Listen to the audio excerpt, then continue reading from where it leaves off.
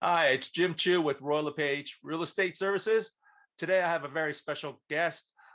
He's Brett Ackerman from Royal LePage Regina Realty in Regina, Saskatchewan. Today, we're going to talk about investing in real estate. So please welcome Brett.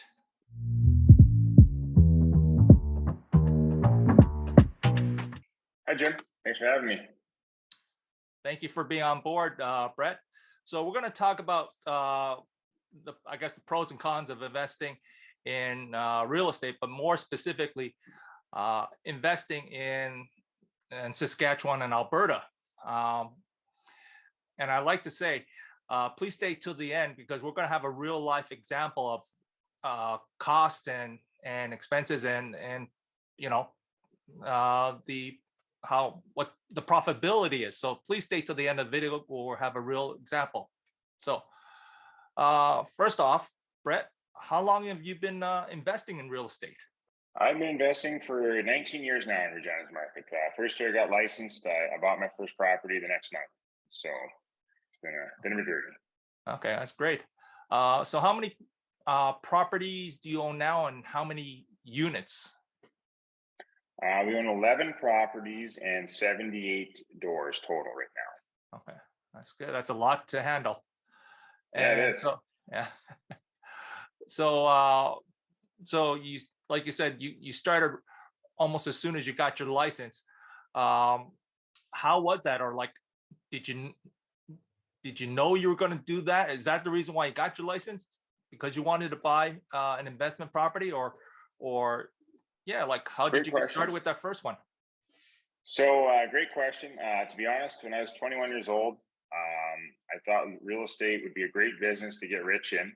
I met with my broker I was going to end up working for. He asked why I wanted to get in the business.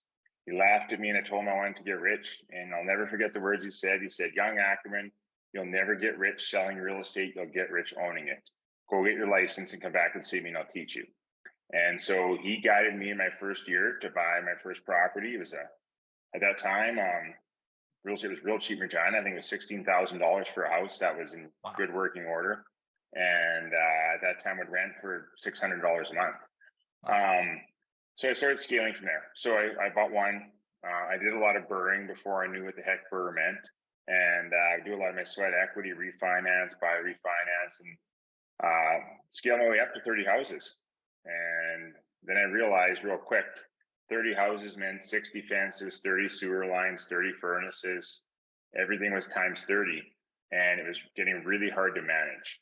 And that's where I all of a sudden shifted my focus after about a decade into multifamily, where we're mostly in today. Okay. So yeah. Okay. So your first but first years or first I think you said decades. So first 10 years you were Yeah. buying single family. Is that what you were Single saying? family, maybe a basement suite. Yeah. Or a Okay. duplex with a basement suite. Yeah. Okay. That was what we And then started with. after that you kind of smartened up and realized to save yourself headaches to get multi units, right? Absolutely. Economy of scale. It's so hard to scale in single family to a large scale and Yeah. incredibly easy when you get into the multifamily space. Okay. So how much money did you have to start with to buy your first property? Like what was your I seed had, money? uh, Do you I had remember? a $20,000 line of credit at TD Bank Line of credit. and So it wasn't even your line own of money credit. then. It wasn't even my own money. Nope. Wow. And I bought the house on that line of credit, and um, we just did a little bit of painting and working it, nothing extravagant at all. And it reappraised for I think $60,000 at the time. And I was able to get a mortgage on it for 75% of that, and Yeah. that was just the eye opener. Wow, I got paid to have a house, and I just kept funneling that same process over and over and over. Nice. So these days, when you're investing or analyzing investment potentials, I guess you use cap rate, do you not? Absolutely, we do. Yeah. And what is the average cap rate for investments over there? And I guess also what is a good cap rate? Yes. So Regina and Saskatchewan are the two major centers in Saskatchewan. They trade between a 5.5 to a 6 cap rate for anything built prior to 2000. which is a lot of our stock is from the 60s and 70s. And if you get outside Regina and Saskatoon, you can add 1 point onto that. So the remaining secondary markets trade between 6.5 to 7 would be the range you'd see those trade at. And briefly, for those that don't know, what is cap rate? And yeah, okay, what is cap rate? Sorry. So greatest example is if you have $1 million property and you're bringing in $100,000 of rent and you have 40,000 of expenses, that means you have $60,000 of income left over, which is 6% of $1 million. So that means a 6% return on your $1 million investment. Okay, and obviously the higher the cap rate, the better the return, right? Absolutely. So buyers always want to increase the cap rate, and sellers always want to compress it so they get a higher value for the property. Okay, so sellers want a lower cap rate to get a higher purchase price, while Yes. the buyer wants a higher cap rate to get a lower purchase price. Okay, that's good to know.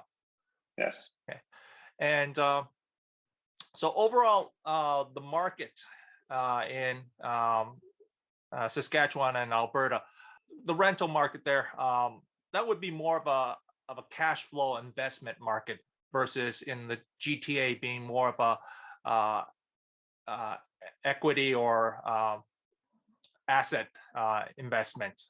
Would you not say? Absolutely. We are definitely a cash flow market.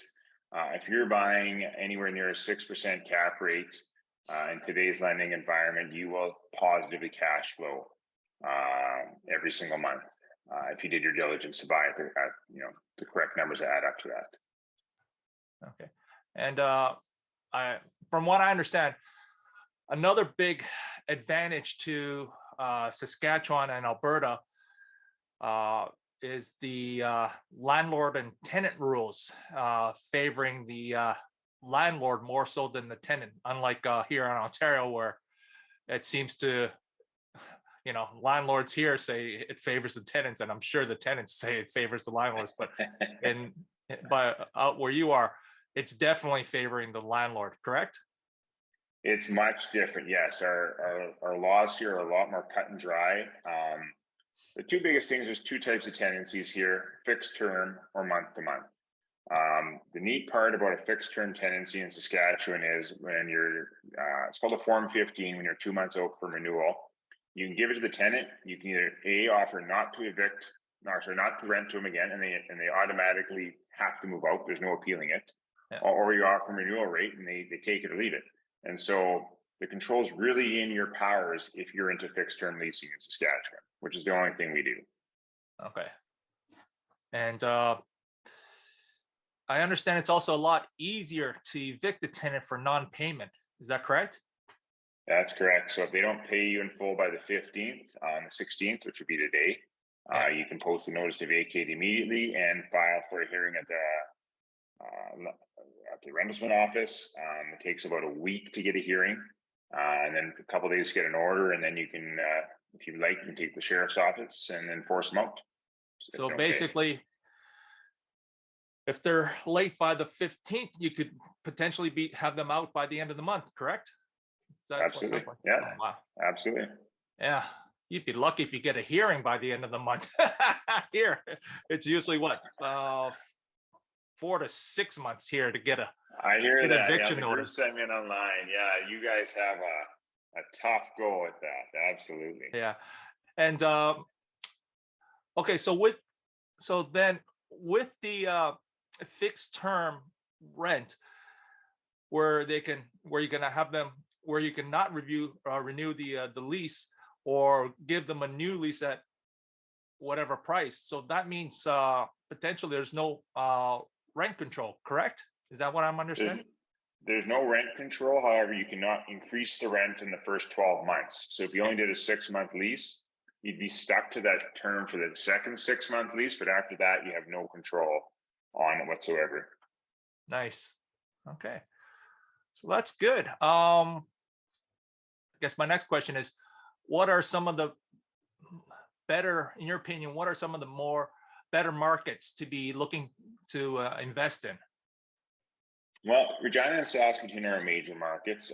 Regina's got a population of about 260,000. I believe Saskatoon's nearing 300,000.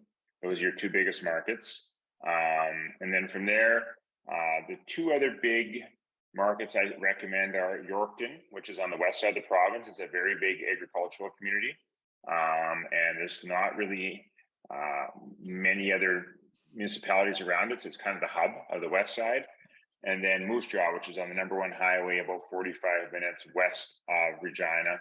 Those would be your four most stable markets. Other than that, you're in a lot of oil and gas towns where it's boom or bust. Okay. And just depends where you are in the cycle as to how well you'll do or won't do. So. Yes. Okay. And we talked about this briefly off camera, but what's your feelings about having furnished units as opposed to vacant units?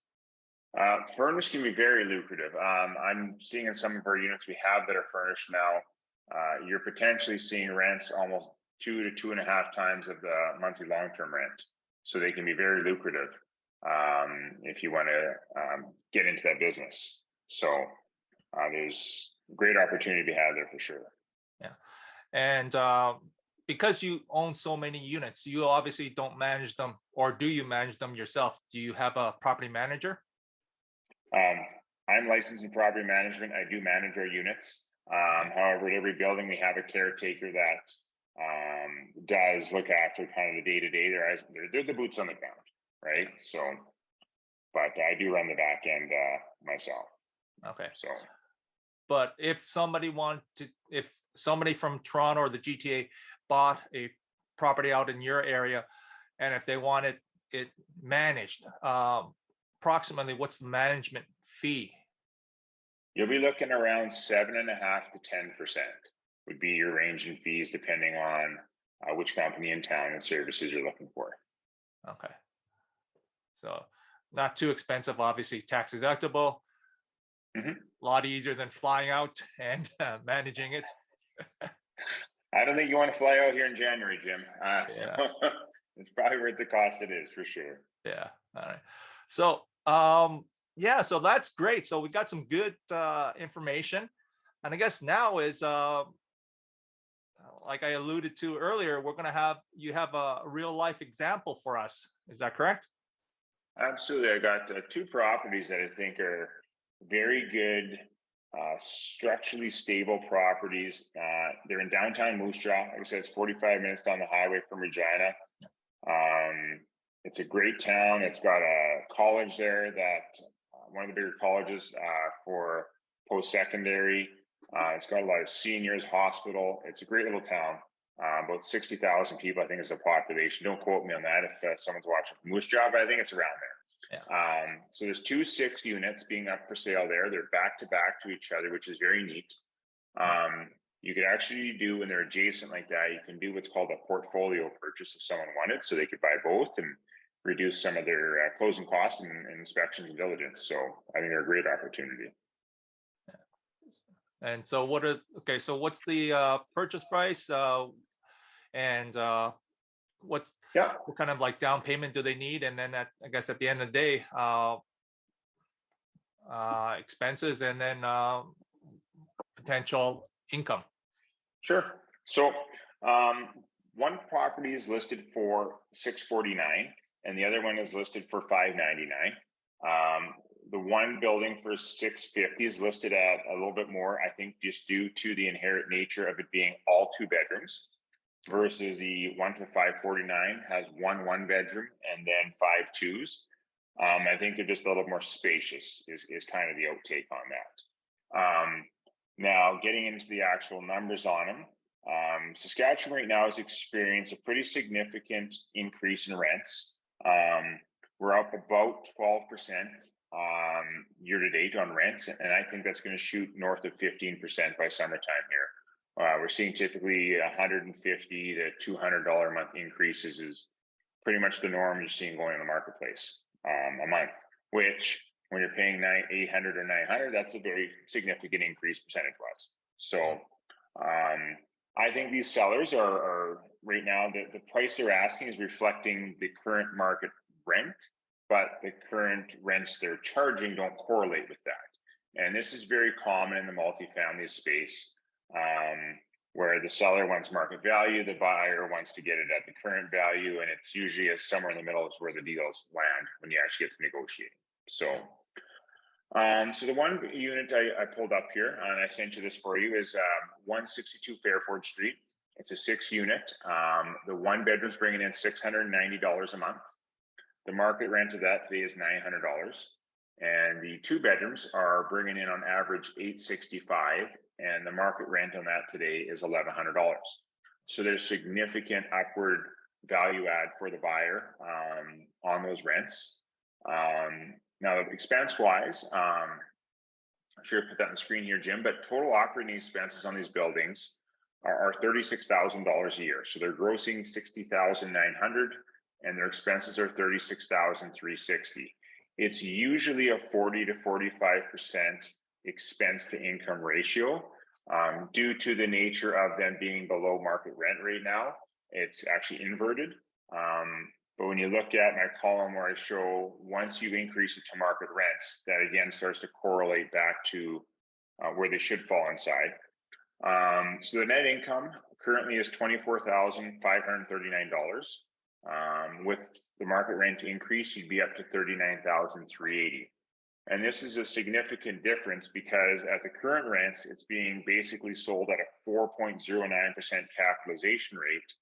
But effectively within the first year of owning it, you could put it all the way up to 6.56% capitalization rate, which would then be the market value. So there is always that bridging period I find when you're buying something like this. It just, you're going to have to work that into your deal and who's going to bear those costs to get it fully optimized, and then it should be returning you a nice profit every month. So you can buy this for as little as 5% down. So there's definitely an opportunity there that you can get in for approximately $30,000 or less. So, okay.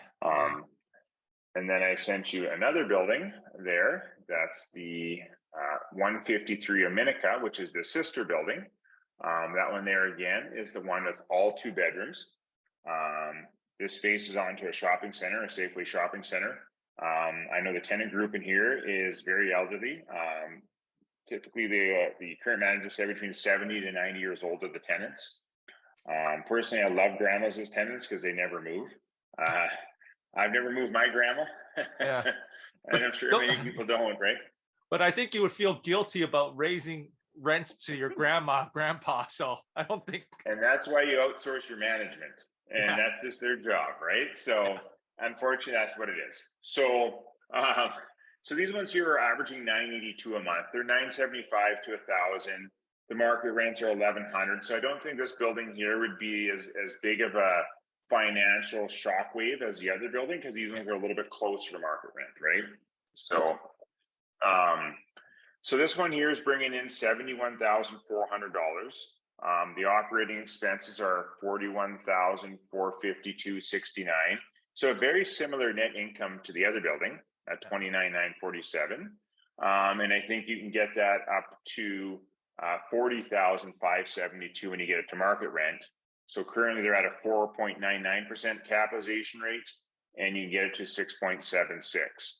And this is all could be done in the first year without any headache or hassle, other than there's always a risk when you raise rents, people choose to move.